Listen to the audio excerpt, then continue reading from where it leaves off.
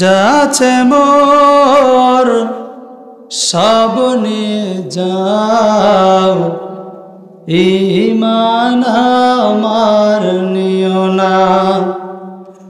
যাচ্ছে মোর সব নিয়ে যাও, ঈমান আমার নিও না। ঈমান ছাড়া ও গো প্রভু মরণ মাই দিও না, না।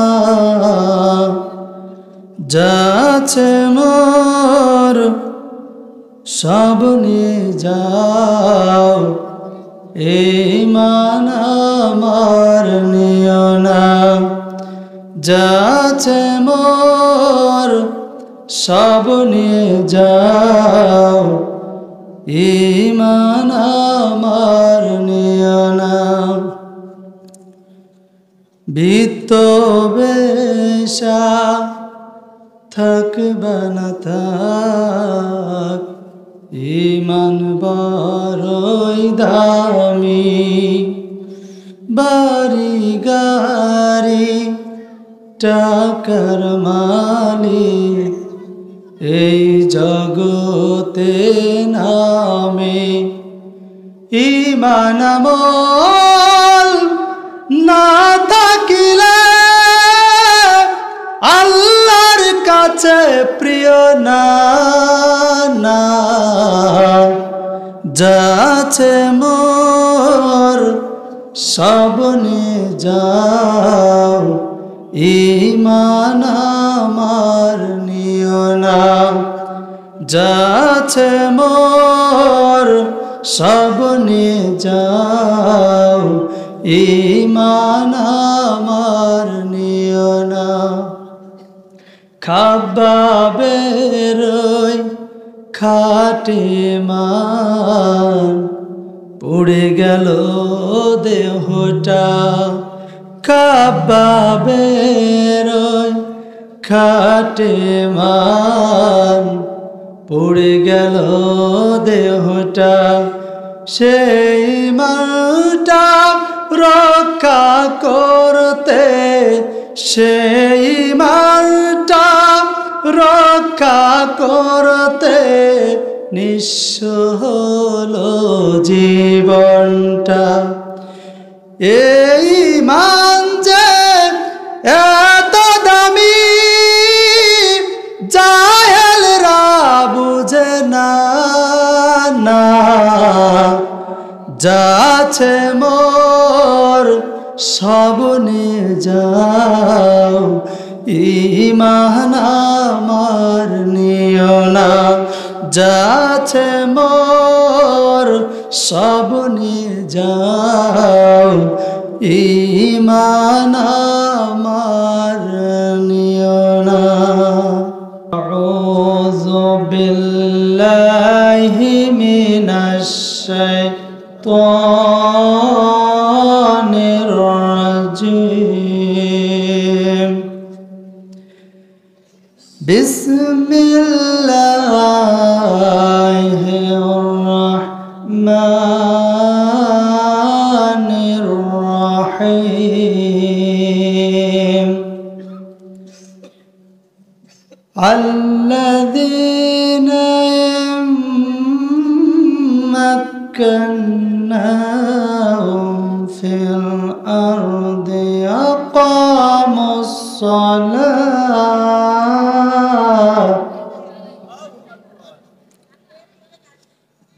আকামুস সালাতা ওয়া আতুস যাকাতা ওয়া আমারু বিল মা'রুফ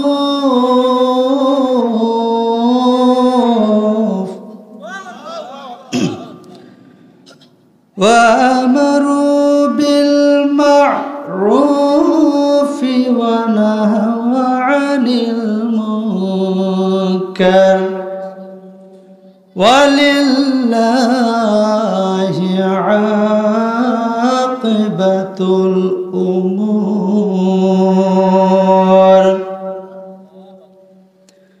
صدقت يا رب العالمين. وعن أبي سعيد الخدري رضي الله تعالى عنه أنه قال رسول الله صلى الله عليه وسلم: من رأى منكم منكرا فليغيره بيده فإن لم يستطع فبلسانه فإن لم يستطع فبقلبه وذلك أضعف الإيمان. رواه البخاري. وقال تعالى في شان حبيبه مخبرا وآمرا: إن الله وملائكته يصلون على النبي يا أيها الذين آمنوا صلوا عليه وسلموا تسليما. সম্মানিত ভাইরা, আজকের এই মাহফিলে আপনারা আসতে পেরে খুশি না বেজার? অনেকে আওয়াজ দেন নাই, তার মানে তারা খুশি না। আপনারা যে খুশি হয়েছেন ভাই, আমি বক্তা আবু হানিফা আজাদি বুঝতে পারি নাই। সুতরাং আরেকটি বার জানতে চাই, আপনারা আজকের এই মাহফিলে আসতে পেরে খুশি না বেজার? এই যে আলহামদুলিল্লাহ আপনারা খুশি, আওয়াজও দিচ্ছেন বেশি, অনেকের মুখে হাসি। আল্লাহ সবাইকে যেন বানায় জান্নাতবাসী, সবাই বলেন আমিন। আরো জোরে বলতে হবে আমিন। সম্মানিত ভাইরা, আসুন, এখানে আমার সামনে এই যে হাতে যে জিনিসটা, এটার নাম কি? আসতে বলবেন না, জোরে বলতে হবে। এটার নাম কি? না এখনো একটু জোরে বললে কি অসুবিধা আছে নাকি? হ্যাঁ, কারণ আগে তো না একটু অসুবিধা নাই ছিল, তো এখন কি আরো কি অসুবিধা আছে? কুরআন সম্পর্কে কথা শুনবেন, আওয়াজ দিবেন, আল্লাহর নাম মুখে আনবেন, তাকবীর দিবেন, অসুবিধা আছে? আল্লাহর নাম নিতে কি ভয় আছে? নবীর নাম নিতে কি ভয় আছে? নবীর নামের দুরূদ পড়তে কি কোনো ভয় আছে? সম্মানিত ভাইরা, আল্লাহ পাক রব্বুল আলামিন বলেন, মিল্লাতা আবিকুম ইব্রাহিম ওয়া সাম্মাকুমুল মুসলিমিন। দুটি হাত তুলে বলতে হবে আল্লাহু আকবার। আরো জোরে বলতে হবে আল্লাহু আকবার। মুসলমান হবে যারা দুটি হাত তুলে আল্লাহু আকবার বলবে, তারা মুনাফিকের বাচ্চা যারা দুটি হাত তুলবে না, তারা কথা বলেন ঠিক না বেঠিক? আরো জোরে বলতে হবে ঠিক না বেঠিক? আসমান জমিন গ্রহ নক্ষত্র চন্দ্র সূর্য কীট পতঙ্গ জান্নাত জাহান্নাম নবমণ্ডল ভমমণ্ডল সব কিছুর মালিক আমার আল্লাহ। ইন্নাল্লাহু আলা কুল্লি শাইইন কাদির, সকল ক্ষমতার মালিক যিনি। দুটি হাত তুলে বলতে হবে তার নাম কি? আরো জোরে বলতে হবে তার নাম কি? আল্লাহ পাক রব্বুল আলামিন গোটা বিশ্বের মুসলমানদেরকে ডাক দিয়ে বললেন, আমার মুসলমানেরা শুনে রেখো, জেনে রাখো, আমি মুসলমানদের জাতির পিতা হিসেবে দুইজনের নাম আমি ঘোষণা করি নাই, তিনজনকে আমি ঘোষণা করি নাই। মুসলমানদের জাতির পিতা হিসেবে একজনের নাম আমি ঘোষণা করেছি, তিনি হলেন আমার খলিল হযরত ইব্রাহিম আলাইহিস সালাম। চিৎকার দিয়ে বলেন আল্লাহু আকবার। হযরত ইব্রাহিম আলাইহিস সালাম বাদে দুনিয়ার কোন আতি নেতা, পাতি নেতা, সাতি নেতা, দুনিয়ার কোন জাতীয় নেতাকে আমরা জাতির পিতা হিসেবে মানতে পারি না। কথা বলেন ঠিক কিনা মুসলমান? হযরত ইব্রাহিম আলাইহিস সালামের সন্তান হযরত ইসমাঈল আলাইহিস সালাম, হযরত ইসমাঈল আলাইহিস সালামের বংশধর বিশ্বনবী। লাকাদ কানা লাকুম ফি রাসূলিল্লাহি উসওয়াতুন হাসানাহ। কোন মানুষ যখন নবীজির জীবন আদর্শ বাস্তবায়ন করার জন্য জীবন দিয়ে দেয়, সেই মানুষটি আল্লাহর জান্নাতি মানুষ হয়ে যায়। চিৎকার দিয়ে বলেন আল্লাহু আকবার। সুতরাং আল্লাহর জমিন আল্লাহর দিন কায়েম করার জন্য, আল্লাহর জমিন আল্লাহর দিন প্রতিষ্ঠিত করার জন্য সাহাবীরা যেমনি ভাবে অগ্রণী ভূমিকা পালন করেছেন, নবীজির নাতি ইমাম হুসাইন রাদিয়াল্লাহু তাআলা আনহু মাবিয়ার পুত্র ইয়াজিদের কাছে মাথা নত করে নাই, হাসতে হাসতে বুকের তাজা রক্ত জমিনে ঢেলে দিয়েছেন। সুতরাং আল্লাহর জমিনে ইনিল হুকমু ইল্লা লিল্লাহ, জমিন যার হুকুম চলবে, তার হুকুম প্রতিষ্ঠিত করার জন্য যদি নিজের জীবনটাকে উৎসর্গ করতে হয়, উৎসর্গ করতে রাজি কারা কারা? যদি হাত আমার আল্লাহকে দেখায় দেন। লিল্লাহে তাকবীর। কি ভয় লাগছে? তাকবীর দিতে কি অসুবিধা আছে? কথা বলেন, অসুবিধা আছে? দুরূদ পড়তে কি অসুবিধা আছে? নবীর নাম নিতে কি অসুবিধা আছে? তা আসুন সম্মানিত ভাইরা, আমি যে কথা বলছিলাম, আমার হাতে এটা কি? আরো জোরে বলতে হবে হাতে কি? এই কোরআনের সাথে আমাদের কোনো দ্বন্দ্ব আছে ভাই? ব্যক্তির সাথে ব্যক্তির দ্বন্দ্ব থাকতে পারে, একটি কমের সাথে আরেকটি কমের দ্বন্দ্ব থাকতে পারে, একটি রাজনৈতিক দলের সাথে আরেকটি রাজনৈতিক দলের আদর্শগত মত পার্থক্য থাকতেই পারে। কোরআন কোনো দলের কথা বলবেন, কোরআন কোনো নির্দিষ্ট কোনো দলের কোনো নেতার হুদাল্লিন না আছে, কোরআন গোটা বিশ্ববাসীর। জোরে বলেন কথা ঠিক না বেঠিক? সুতরাং এখানে কোনো নেতার বক্তব্য আমরা শুনবো না, নেতার বক্তব্য আমরা শুনতে আসি নাই। আমরা আলোচনা শুনতে এসেছি সরাসরি কোরআন থেকে। কোরআন থেকেই যদি আমি কিছু আলোচনা করি, কি আপনারা থাকবেন না ভাগবেন? হাত তুলে দেখেন কারা কারা থাকবেন না। কি আপনারা থাকবেন না? থাকবেন? আচ্ছা, ইনশাল্লাহ আল্লাহ কবুল করুক। সবাই বলেন আমিন। আরো যারা বলেন আমিন।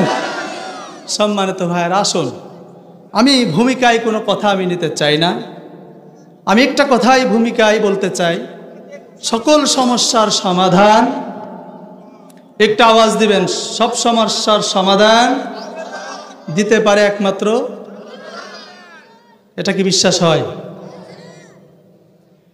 সম্মানিত ভাইরা আমার, বাবাজিরা আমার, ভালো করে কান লাগান।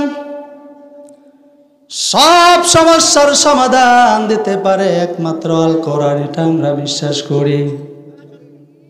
আমিরুল মুমিনিন খলিফাতুল মুসলিমিন হযরতে উমর রাদিয়াল্লাহু তাআলা আনহু তিনি কিন্তু ক্ষমতার মসনদে বসা। হযরতে উমর রাদিয়াল্লাহু তাআলা আনহু পার্শ্ববর্তী একটা রাষ্ট্র, খ্রিস্টান রাষ্ট্র, সেই রাষ্ট্রের কাছে একটা তিনি চিঠি পাঠিয়ে দিলেন। সেই চিঠির প্রথমে লেখা রয়েছে ইনিল হুকমু ইল্লা লিল্লাহ, জমিন যার হুকুম চলবে তার। সুতরাং ও আহলে কিতাব ভাই, বাচ্চা, আমি তোমাকে একটা অর্ডার করছি, সেটা হলো আমার আল্লাহর কোরআনটাকে তুমি মেনে নাও, রসুলকে তুমি মেনে নাও। যদি তুমি মেনে নিয়ে যদি কালিমাটা গ্রহণ করতে পারো, তাহলে কথা দিচ্ছি তোমাকে আমরা অভিনন্দন জানাবো, স্বাগতম জানাবো।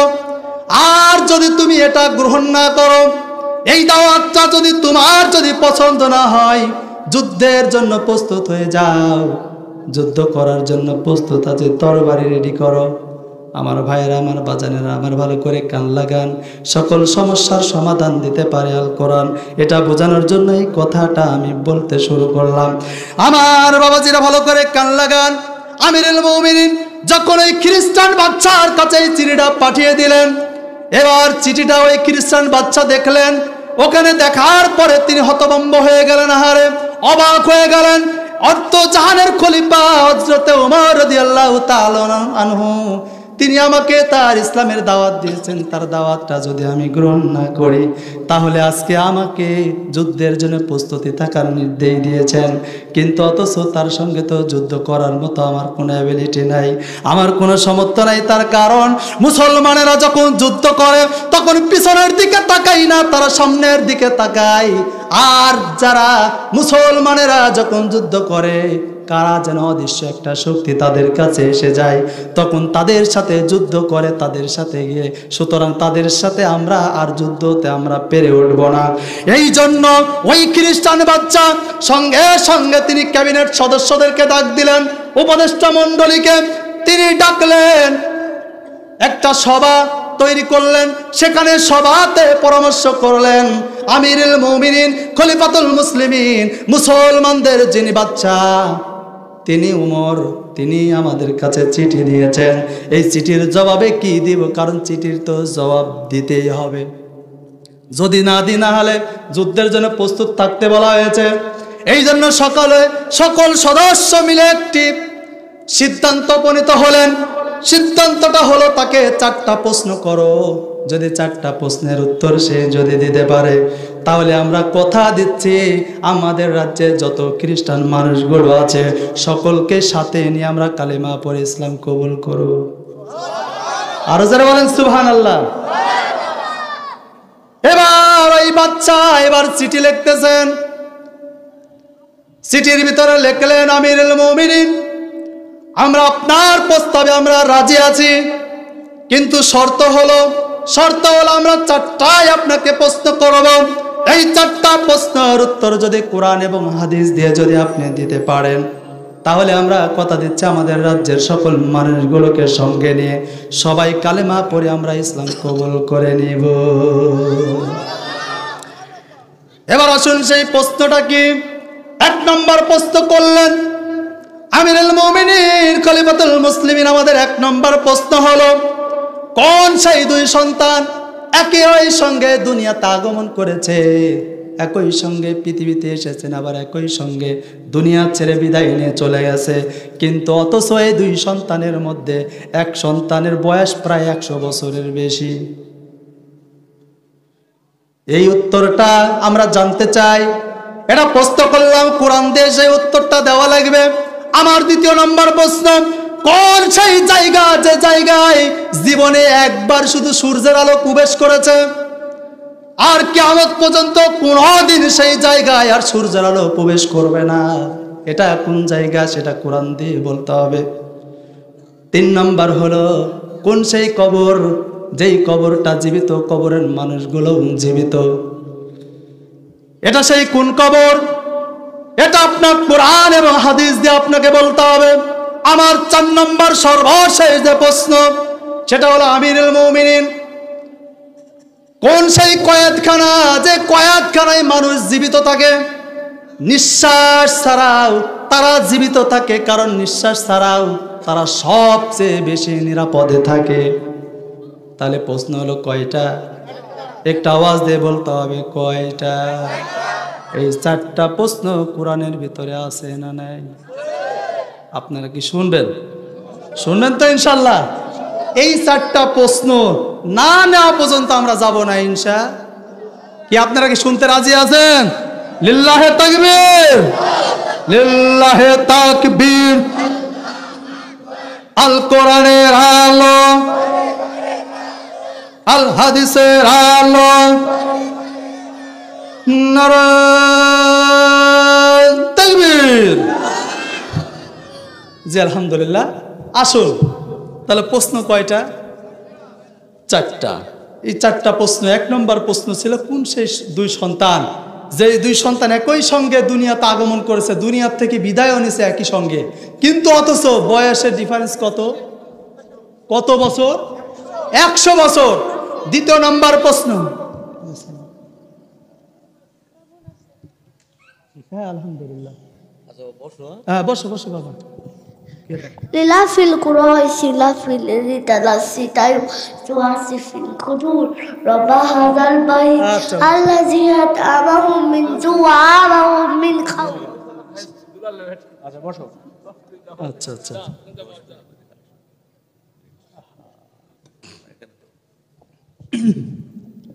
সম্মানিত ভাইরা, যেতেছিলাম মাহফিলের মধ্যে এরকম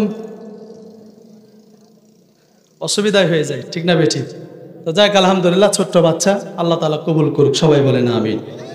সম্মানিত ভাইরা, আসুন আমি আপনাদের সামনে কুরআনুল কারীমের 22 নম্বর সূরা।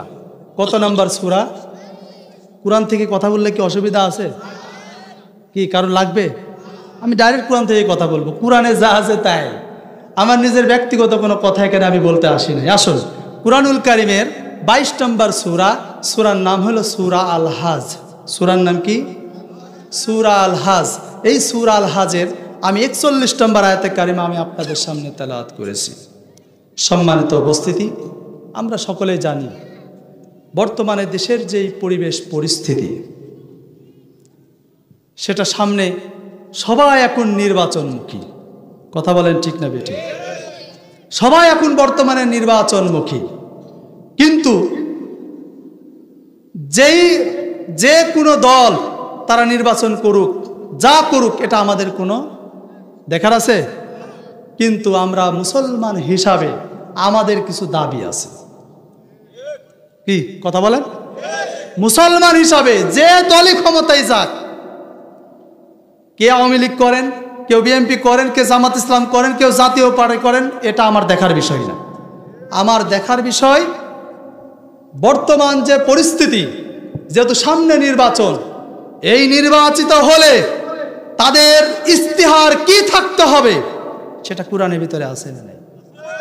আমরা সেই ইস্তেহারগুলোই আমরা দাবি চাই। কথা বলেন ঠিক না বেঠিক? এই জন্য আমি আপনাদের সামনে যে 22 নম্বর সূরার নাম হলো সূরা আল হাজ, এই সূরা আল হাজের আমি 41 নম্বর আয়াতে কারিমা আমি আপনাদের সামনে তেলাওয়াত করেছি। আসুন সে আয়াতে আমার আল্লাহ তাআলা কি বলেন। আল্লাহ রাব্বুল আলামিন বলেন, আল্লাযীনা ইম্মাক্কানাহুম ফিল আরদি ইয়াকামুস সালাতা ওয়া আতুস যাকাতা ওয়া আমারু বিল মা'রুফ ওয়া নাহাউ আনিল মুনকার ওয়া লিল্লাহি আকিবাতুল উমুর। আল্লাহ রাব্বুল আলামিন বলেন, হে নবী আপনি জানিয়ে দিন, আমি কোন বান্দাকে যখন আমি কোন ভূখণ্ডের দায়িত্বশীল বানিয়ে দিই, কোন ভূখণ্ডের মালিক বানিয়ে দিই, অধীনস্থ বানিয়ে দিই, হে নবী আপনি তাদেরকে জানিয়ে দিন তারা কাজ করবে 4টা। কয়টা? আরো জোরে বলতে হবে, কয়টা? তারা টেন্ডারবাজি করবে না, তারা দুর্নীতি করবে না, তারা চাঁদাবাজি করবে না। হে নবী আপনি তাদেরকে জানিয়ে দিন তারা সমাজের ভিতরে 4টা কাজ প্রতিষ্ঠিত করবে, তারা ইস্তিহার ঘোষণা করবে। কয়টা? আরো জোরে বলতে হবে, কয়টা? 1 নম্বর হলো আকামুস সালাত, তারা নামাজ কায়েম করবে। এই যে আজকে মসজিদের উদ্যোগে মাহফিল, আজকে মসজিদের জন্য মসজিদের উন্নয়ন করবে, যেহেতু মসজিদের উন্নয়ন কল্পে মাহফিল, শুধু মসজিদ নির্মাণ করলেই হবে না, কারণ মসজিদের সাথে সাথে মুসল্লি নির্মাণ করার দরকার আছে না নাই? এই জন্য আল্লাহ পাক রব্বুল আলামিন বলেন সমাজের ভিতরে তারা নামাজ কায়েম করবে। নামাজ এমন একটা ইবাদত, আল্লাহর নবীজি বলেছেন যার ভিতরে নামাজ নাই তার ভিতরে দিন নাই, ঈমান নাই। আল্লাহর নবীজি বলেছেন মান তারাকাস সালাতা মুতাআম্মিদান ফাকাদ কাফার, যে ইচ্ছা করে নামাজ ছেড়ে দেয় সেই কাফের হয়ে যায়, সেই ব্যক্তি আর মুমিন থাকতে পারে না। সুতরাং এই নামাজের ব্যাপারে আমার আল্লাহ তাআলা কোরআনের ভিতরে প্রায় 82 জায়গায় বলেছেন। কয় জায়গায়? 82। কারণ এই 82 জায়গায় বলার কারণ তার মানে এর ভিতরে গুরুত্ব আছে না নাই? এই নামাজ কিন্তু মানুষকে খারাপ থেকে বিরত রাখে। আল্লাহ পাক রব্বুল আলামিন বলেন ইন্নাস সালাতা তানহা আনিল ফাহশাই ওয়াল মুনকার, নিশ্চয় নামাজ মানুষকে খারাপ বেহাপনা অশ্লীল কাজ থেকে বিরত রাখে। যদি প্রমাণ যদি আপনি করতে চান দেখেন, যেই ব্যক্তি 5 ওয়াক্ত নামাজ আদায় করে, টুপি আছে, দাড়ি আছে, জুব্বা আছে বা পাঞ্জাবি আছে, যেই ব্যক্তি 5 ওয়াক্ত নামাজ আদায় করে, যদি আগামী কালকে যদি ওখানে যদি নট্টকে নিয়ে এসে যদি গান বাজনা যদি করা হয়, যেই ব্যক্তি নামাজ পড়ে দাড়ি রেখেছে 5 ওয়াক্ত নামাজ আদায় করে, আচ্ছা বলেন তো সেই ব্যক্তি কি ওই জায়গায় কি যাবে?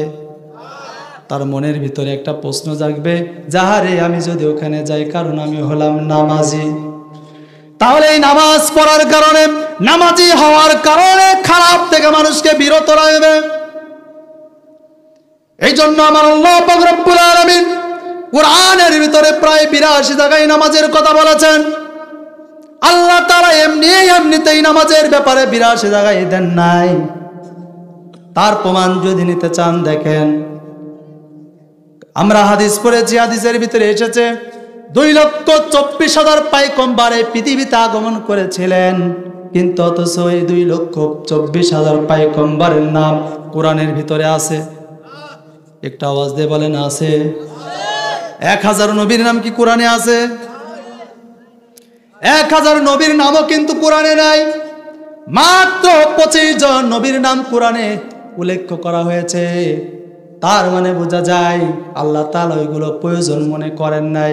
যদি প্রয়োজন মনে করে যদি দিতেন, এই কোরআন 30 পারা থেকে 300 পারা হয়ে যেত, কিন্তু আল্লাহ তাআলা দেন না। আল্লাহ তাআলা বলেন ওয়া তাম্মাত কালিমাতু রাব্বিকা সিদকাও ওয়া আদলা লা মুবাদদিলা লিকালিমাতিহি ওয়া হুয়াস সামিউল আলিম।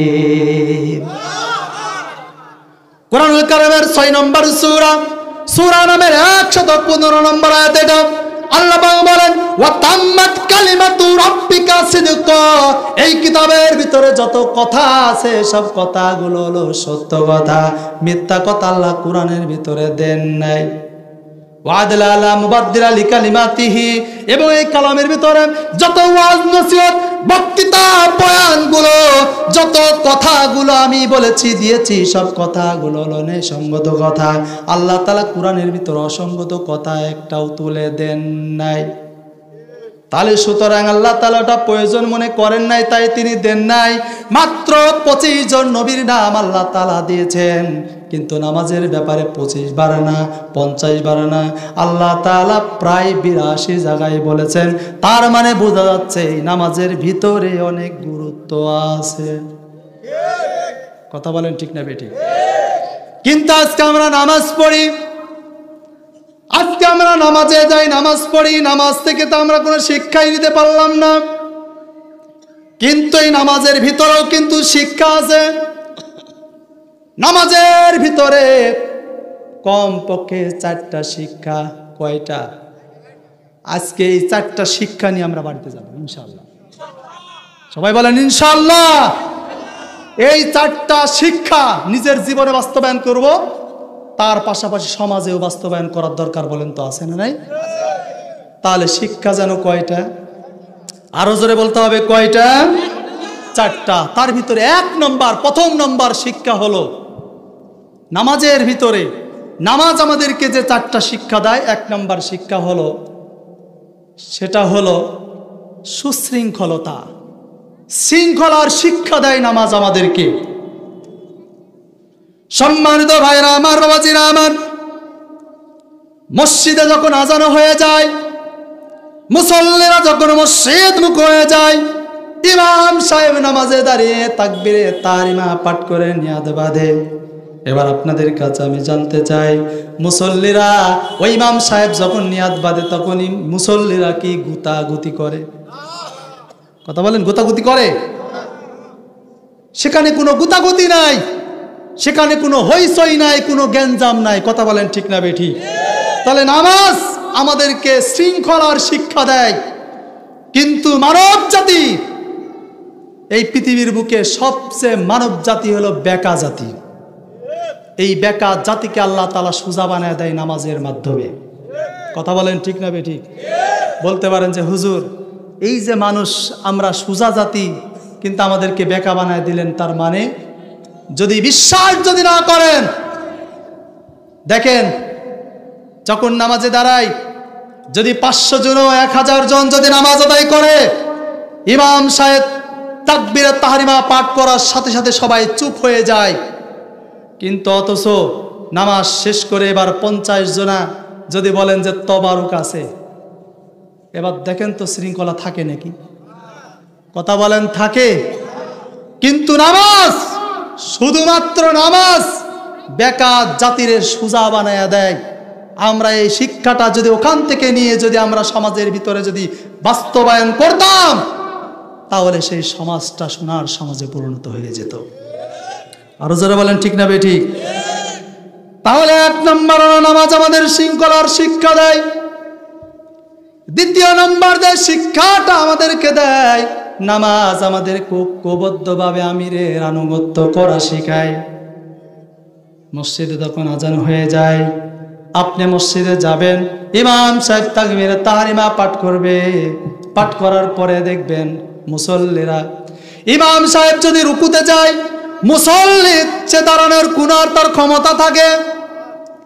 ইমাম সাহেব যখন রুকুতে যাবে, মুসল্লিরাও কিন্তু রুকুতে যায়। ইমাম সাহেব যখন সিজদায় যায়, মুসল্লিরাও তখন সিজদাতে যায়। সেখানে দাঁড়িয়ে থাকার আর কোনো সুযোগ নাই।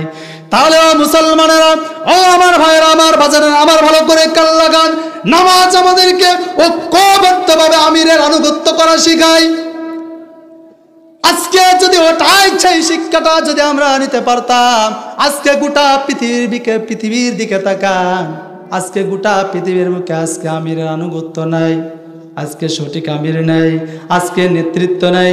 সঠিক আমির যদি সমাজের ভিতরে যদি থাকতো, আর ওই শিক্ষাটা নিয়ে ওই আমিরের আনুগত্য যদি আমরা করতে পারতাম, আজকে প্রায় 200 কোটি মুসলমান, 57টি রাষ্ট্র হলো মুসলিম রাষ্ট্র, কিন্তু অথচ মুসলমানেরা ফিলিস্তিনে মার খায় না। আজকে 57টি রাষ্ট্র মুসলমান রাষ্ট্র, প্রায় 200 কোটি মুসলমান, কিন্তু 200 কোটি মুসলমান থাকা সত্ত্বেও আজকে ফিলিস্তিনে মুসলমানেরা মার খায়, কাশ্মীরে মুসলমানেরা মার খায়, মায়ানমারে মুসলমানেরা মার খায়, কিন্তু কেউ কোনো কথা, কারণ মুসলমানদের ভিতরে তো কোনো ঐক্যই নাই। কথা বলেন ঠিক না বেঠিক? যদি আলাম তিনি যখন রুকুতে যাচ্ছে আমরা রুকুতে গেলাম, সেজদা হয় তখন আমরা সেজদাতে গেলাম, এমনই ভাবে যদি আমাদের রাষ্ট্রের সমাজে আমাদের আন্তর্জাতিক ভাবে যদি একজন আমরা সঠিক ওমরের মতো যদি আমরা আমর যদি নিয়োগ দিতে পারতাম, আর মুসলমানেরা মার খাবে, আর আমির শুধুমাত্র বলবে ইসরায়েল তুমি থেমে যাও, তুমি যদি না থামো 200 কোটি মুসলমানদেরকে নিয়ে আমি জিহাদের ডাক দিব। আর জিহাদের তিনি যদি ডাক দিতেন, 200 কোটি মুসলমান যদি আমরা ঐক্য করে তুলে যদি সে আমির আনুগত্য করতে পারতাম, গোটা পৃথিবীর পড়া শক্তিগুলো তখন থরথর করে কাঁপতো। কথা বলেন ঠিক না বেঠিক? আরো জোরে বলেন কথা ঠিক না বেঠিক? আজকে এই আনুগত্য না থাকার কারণে, কোরআন থেকে দূরে সরে যাওয়ার কারণে গোটা পৃথিবীর মুসলিম জনপদগুলো ইরান, ইরাক, আফগানিস্তান, ফিলিস্তিন, Tajikistan, Kazakhstan, Turkestan, Libya, Syria, Algeria, Bulgaria, Ezra সহ পৃথিবীর মুসলিম অধ্যুষিত জনপদগুলোকে বেছে বেছে টার্গেট করে করে ইহুদিবাদী ইসরায়েলের প্রত্যক্ষ মদদে, সন্ত্রাসবাদী আমেরিকার আঙ্গুলের ইশারায় আর সাম্রাজ্যবাদী ভারতের নব্য হস্তক্ষেপে সারা দুনিয়ার মুসলমানদের রক্ত নিয়ে হোলি খেলা হচ্ছে। কথা বলেন ঠিক না বেঠিক? আরো জোরে বলেন ঠিক না বেঠিক? তার ধারাবাহিকতায় গভীর ষড়যন্ত্র অংশ হিসাবে ৫৬,০০০ বর্গ মাইলের প্রাণপ্রিয় মাতৃ বাংলাদেশ, শাহজালাল শাহফরন সমগ্দম শরীয়তুল্লাহ তিতুমীরের প্রাণপ্রিয় মাতৃভূমি বাংলাদেশ এবং ৯০ মুসলিম অধ্যুষিত জনপদের প্রাণপ্রিয় মাতৃ বাংলাদেশ, ৩০ লক্ষ শহীদের রক্তের বিনিময়ে অর্জিত প্রাণপ্রিয় মাতৃ বাংলাদেশেও একটি মহল সুপরিকল্পিতভাবে ইসলাম, মুসলমান, ইসলামী আন্দোলন, ইসলামী নেতৃত্বের বিরুদ্ধে সুকঠিন ষড়যন্ত্রে মেতে উঠেছে। কথা বলেন ঠিক না বেঠিক? সুতরাং ফিরে আসতে হবে কোরআনের দিকে, ধারণ করতে হবে শুধুই কোরআন। এই কোরআন শুধু চুমু খেলেই চলবে না, এই কোরআন দিয়ে মিলাদ পড়লেই চলবে না, এই কোরআন দিয়ে খতমে তারাবি পড়লেই তার দায়িত্ব শেষ হয়ে যাবে না, কারণ এই কোরআনের বিধান বাস্তবায়নের পক্ষেই মানবতার কল্যাণ ও মুক্তি নিহিত রয়েছে। কথা বলেন ঠিক না বেঠিক? সুতরাং এই কোরআনের বিধান বাস্তবায়নের জন্য আসহাবে কেরাম জীবন দিয়েছেন, এই কোরআনের বিধান বাস্তবায়নের জন্য উলামায়ে কেরাম জীবন দিয়েছেন, এই কোরআনের বিধান বাস্তবায়নের জন্য নবিয়ানে কেরাম জীবন দিয়েছেন। এই কোরআনের বিধান বাস্তবায়নের জন্য যদি আমাদেরকেও জীবন দিতে হয়, আমরা জীবনটাও দিতে প্রস্তুত। কারা কারা দুটি হাত আবার আমার আল্লাহকে দেখাইয়া দেন।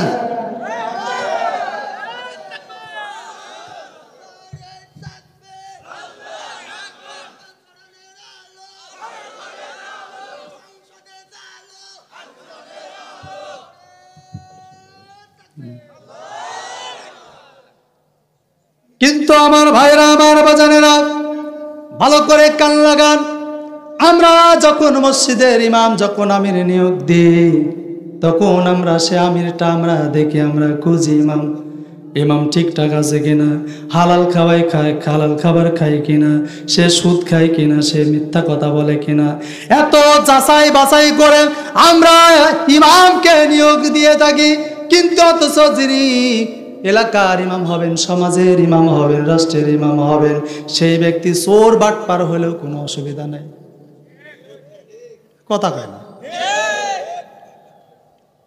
আমরা ইমাম খুঁজি, মসজিদের ইমাম আল্লাহওয়ালা দেখে আমরা খুঁজি, মাত্র 50 জনের ইমাম, কিন্তু তিনি 50,000 লোকের ইমাম হবেন। এবার বলেন তো, তার তাকওয়া ওই মসজিদের ইমাম সাহেবের চেয়ে কম হওয়া দরকার না বেশি হওয়া দরকার?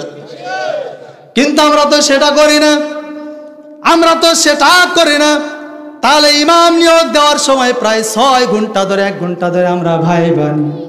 তাহলে যিনি সমাজের ইমাম হবেন তার ভাইবা কম পক্ষে 6 বছর নেওয়ার দরকার আছে না নাই? তাহলে আমার ভাইয়েরা, তাহলে ঐক্যবদ্ধভাবে নামাজ আমাদেরকে শিখায়, ঐক্যবদ্ধভাবে আমিরের আনুগত্য করা। এবার আসুন 3 নম্বর হলো নেতার ভুল সংশোধন করা শিখায়। আপনি নামাজে দাঁড়িয়েছেন, এই যে আজকে এখানে তাফসীর মাহফিলের কারণে আগামী কালকে ফজরের নামাজের জনসংখ্যা যদি বেশি হয়ে যায়, ইমাম সাহেব যদি নামাজ আদায় করে, এবার 2 রাকাতের জায়গায় যদি 3 রাকাত পরে আপনারা কি পড়বেন? পড়বেন না? কতদিন নামাজ পড়িনি হুজুর, দেন আজকে 1 রাকাত করে বেশি করে পড়া, পড়বেন? এবার যদি লালপুর মসজিদের ইমাম সাহেব এসে যদি নামাজ আদায় করা দেয়, সেখানে 2 রাকাতের জায়গায় 3 রাকাত পড়াইলে আপনারা পড়বেন না? এখানকারটা আপনি মানলেন না। যদি এই বাংলাদেশের জাতীয় মসজিদ বাইতুল মোকাররমের মসজিদ, সে বাইতুল মোকাররমের যিনি প্রধান ইমাম, তিনিও যদি এসে নামাজ আদায় করায় 2 রাকাতের জায়গায় 3 রাকাত, আপনারা পড়বেন? এই পৃথিবীর বুকে সবচেয়ে শ্রেষ্ঠ মসজিদ হলো মসজিদুল হারাম। সেই মসজিদের ইমাম সাহেব এসে যদি 2 রাকাতের জায়গায় 3 রাকাত যদি পড়ায়, আপনারা পড়বেন? তাহলে সেও যদি পড়ায়, আপনারা পড়বেন না? প্রথমে আপনি লুকমা দিবেন সংশোধন করার জন্য, যদি সে সংশোধন না হয় আবারও আপনি লুকমা দিবেন, আবারও আপনি লুকমা দিবেন। 3 বার লুকমা দেওয়ার পরে তারপরেও যদি ইমাম সাহেব যদি সংশোধন যদি না হয়, এবার বলেন তো ইমাম সাহেবকে কি আপনি রাখবেন? ঘাড় ধাক্কা দিয়ে বলবেন এখান থেকে বের হয় কথা, কারণ তুমি কোরআন এবং হাদিসকে অমান্য করেছ। যতক্ষণ কোরআন হাদিস মানবে, যতক্ষণ তোমার পিছনেও থাকবো ততক্ষণ। কিন্তু আমরা ওখানে মানলাম নেতার ভুল সংশোধন, ওখানে আমরা মানলাম, কিন্তু যিনি দেশের ইমাম, যিনি রাষ্ট্রের ইমাম, সমাজের ইমাম যদি হয়, এবার কোরআনের বিপক্ষে যদি যায়, তাহলে তো আপনি মানবেন? মানবেন না? আমার ভাইয়ের, আমার বাজানের, আমার ভালো করে কান লাগান। নামাজ আমাদেরকে এই শিক্ষাটাই দিচ্ছে, যে নেতা যেখানকারই হোক না কেন, কারণ সে যদি কোরআন হাদিসের বিপক্ষে যায়, ভুল সংশোধন করে দেওয়ার চেষ্টা করবেন, তারপরেও যদি ভুল সংশোধন যদি না হয়, তাহলে বলবেন তোমার মতন নেতাকে আমি আর মানি। কোরআন হাদিস মানবে যতক্ষণ, তোমার পিছনে থাকবো ততক্ষণ। কি কি রাজনীতির কথা বললাম মনে হয় না? এটা কি রাজনীতির কথা? কি কষ্ট পাচ্ছেন? সম্মানিত ভাইরা, নামাজ নিয়ে তো কথা বলছি। নামাজ আমাদেরকে কয়টা শিক্ষা দেয়? একটা আওয়াজ দিয়ে বলেন কয়টা? তাহলে 3টা বললাম, সংক্ষিপ্ত আকারে বলছি যেহেতু সময় খুবই কম। এবার আসেন 4 নম্বর। 4 নম্বর আমাদেরকে শিক্ষা দেয়, নামাজ আমাদেরকে সমতার শিক্ষা দেয়, ইনসাফ। এই মসজিদে যখন আজান হবে, দেখবেন বড় বড় মসজিদ বাইতুল মোকাররম, সেখানে আপনি নামাজে দাঁড়ান, ওখানে যদি প্রধান বিচারপতি যদি নামাজে দাঁড়ান, আর একজন রিক্সা চালক, ভ্যান চালক, গাড়ির ড্রাইভার, দিনমজুর, তিনি এসে যদি তার পাশে নামাজে দাঁড়ায়, এবার আপনাদের কাছে জানতে চাই, ওনার কি বলার সুযোগ আছে সরে দাঁড়াও? কথা বলেন, সুযোগ আছে? উনি এবার দাঁড়াইছে নামাজে, ওই ভ্যান চালক, রিক্সা চালক, দিনমজুর, ঠেলা গাড়ি আলা, এবং যদি প্রধান বিচারপতিও যদি নামাজে দাঁড়ান, প্রধানমন্ত্রীও নামাজে দাঁড়িয়েছেন, তার পাশে দাঁড়িয়েছেন, কিন্তু ওখানে বলার সুযোগ নাই তুমি একটু সরে দাঁড়াও। কারণ নামাজ আমাদেরকে এই শিক্ষাটাই দেয়, সেটা হলো এখানে কোনো আমাদের বৈষম্য চলবে। কথা বলেন, বৈষম্য? নামাজের ভিতরে কোনো বৈষম্য চলে না। তাই সুতরাং বৈষম্য বিরোধী ছাত্র আন্দোলন যারা আছো, যেই সকল ভাইরা আছো, তাদেরকে বলতে চাই, এই কোরআনটা তোমরা ওই সমাজের ভিতরে প্রতিষ্ঠিত করে ফেলো, তাহলে দেখবে সমাজের ভিতরে কোনোদিন বৈষম্যের বীজ আর কোনোদিন রোপণ হবে না। কথা বলেন ঠিক না বেঠিক? কারণ কোরআনটায় যদি নামাজ কোরআনের কারণে, সেখানে ওই বিচারপতির বলার সাহস নাই যে তুমি এখান থেকে সরে দাঁড়াও। সেখানে কোনো বৈষম্য নাই নামাজের ভিতরে, নামাজের কাছে কোনো ভেদাভেদ থাকবে না, ধনী গরিবের ভেদাভেদ থাকবে না। তেমনি ভাবে ওখান থেকে ওই শিক্ষাটা যদি আমি নিয়ে সমাজের ভিতরে যদি আমি বাস্তবায়ন করতাম, তাহলে সমাজের ভিতরে কোনোদিন বৈষম্যর বীজ রোপণ হবে? বৈষম্যের বীজ রোপণ হবে? কখনোই রোপণ হবে না। তো সুতরাং বৈষম্য যদি দূর করতে হয়, তাহলে সমাজের ভিতরে কোরআন দরকার আছে না নাই? আরো জোরে বলেন, দরকার আছে না নাই? একটু মোহব্বতে জিকির দিন লা ইলাহা।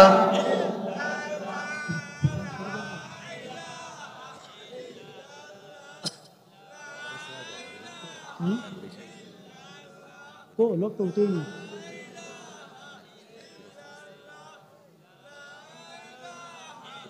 লা ইলাহা ইল্লাল্লাহ লা ইলাহা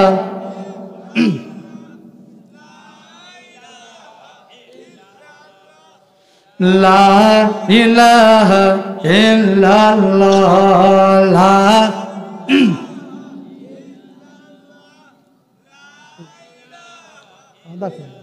গরম পানি দিয়েছে লা ইলাহা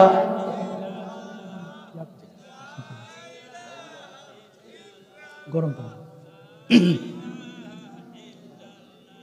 বৃষ্টি ঝরা মনের কোণে অশান্ত মন শান্ত যদি হয় প্রভু তোমার ভালোবাসা পেলে জীবন হবে মধুময় প্রভু তোমার ভালোবাসা পেলে জীবন হবে মধুময় মাঝে মাঝে ভুলের পথে বাড়াই যখন পা তোমার কাছে ঠাই পেলে মন ভ্রান্ত হব না মাঝে মাঝে ভুলের পথে বাড়াই যখন পা তোমার কাছে ঠাই পেলে মন ভ্রান্ত হব না তুমি বিরাগ ভাজন হলে তুমি বিরাগ ভাজন হলে সবই হবে লয় বৃষ্টি ঝরা মনের কোণে অশান্ত মন শান্ত যদি হয় প্রভু তোমার ভালোবাসা পেলে জীবন হবে মধুময় প্রভু তোমার ভালোবাসা পেলে জীবন হবে মধুময় হতাশ হলে কেউ তো আমায় দেয় না প্রেরণা মেঘের শীতল ছায়ার মতো দিও করুণা হতাশ হলে কেউ তো আমায় দেয় না প্রেরণা মেঘের শীতল ছায়ার মতো দিও করুণা তুমি যদি দূরে রাখো তুমি যদি দূরে রাখো আসবে পরাজয় বৃষ্টি ঝরা মনের কোণে অশান্ত মন শান্ত যদি হয় প্রভু তোমার ভালোবাসা পেলে জীবন হবে মধুময় প্রভু তোমার ভালোবাসা পেলে জীবন হবে মধুময় লিল্লাহে তাকবীর লিল্লাহে তাকবীর